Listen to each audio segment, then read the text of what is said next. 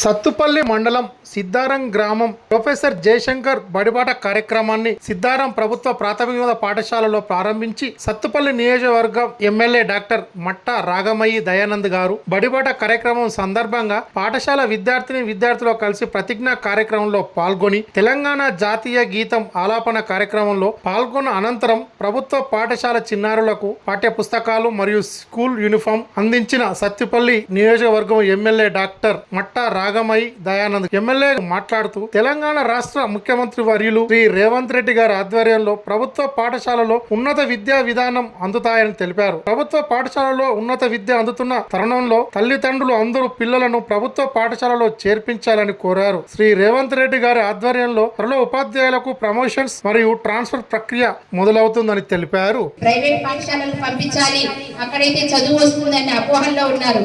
కానీ గొప్ప గొప్ప వాళ్ళందరూ మరి ప్రభుత్వ పాఠశాలలో చదివిన వాళ్ళే కనుక మంచి నాణ్యమైన విద్య అందేది ప్రభుత్వ పాఠశాలలోనే. ఎందుకంటే విశాలమైన గ్రౌండ్స్ కానీ ప్లే గ్రౌండ్స్, మరి మంచి మంచి విశాలమైన తరగతులు, ఈ సౌకర్యాలన్నీ కూడా ప్రభుత్వ పాఠశాలలో ఉంటాయి కనుక మీరందరూ కూడా పేరెంట్స్ లో కూడా మార్పు రావాలి, పిల్లలందరినీ కూడా ప్రభుత్వ పాఠశాలలో చదివించాలని కోరుకుంటున్నాను.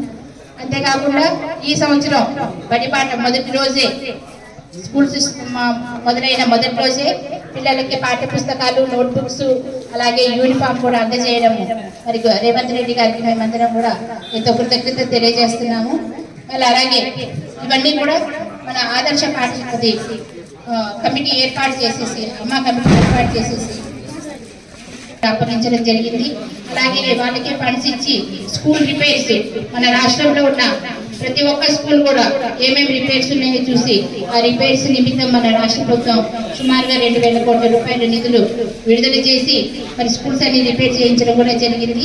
ఇవన్నీ చేస్తున్నందుకు మరి మన స్కూల్స్ మీద, ప్రభుత్వ పాఠశాలల మీద ప్రత్యేక దృష్టి సారిస్తున్నందుకు రేవంత్ రెడ్డి గారికి, అలాగే మన రాష్ట్ర మంత్రివర్గం అందరికీ కూడా మనందరి తరఫున కృతజ్ఞతలు తెలియజేసుకోవాలి. మరి ఇంకా మీరందరూ కూడా, పిల్లలందరూ కూడా ముఖ్యంగా నేను చెప్తున్నాను, మీరందరూ ఏ లక్ష్యంతో స్కూల్స్ లో జాయిన్ అయ్యారు, పేరెంట్స్ మన మీద ఎంత నమ్మకం పెట్టుకున్నారనేది మనం గమనించాలి. మరి అందరూ కూడా ప్రత్యేక దృష్టి పెట్టి మన చదువుల మీద, మన లక్ష్యం వైపు దృష్టి పెట్టి మంచిగా చదువుకోవాలి. చదువుతో పాటు ఆటపాటల మీద కూడా మీరు దృష్టి సారించి మరి శారీరకంగా హెల్తీగా ఉండాలి, మానసికంగా హెల్తీగా ఉండాలి. అలాగే మీ లక్ష్యం వైపు కూడా మీరు భవిష్యత్తులో మంచి ఉన్నత స్థానాన్ని చేరుకోవాలని మీ అందరినీ ఆశీర్వదిస్తూ మరి సమయం తక్కువగా ఉండడం వల్ల నేను ఇంతటితో విరమిస్తున్నాను. ఈ అవకాశం ఇచ్చినందుకు హెచ్ఎం గారికి మరి ఒక్కసారి ధన్యవాదాలు. Thank you.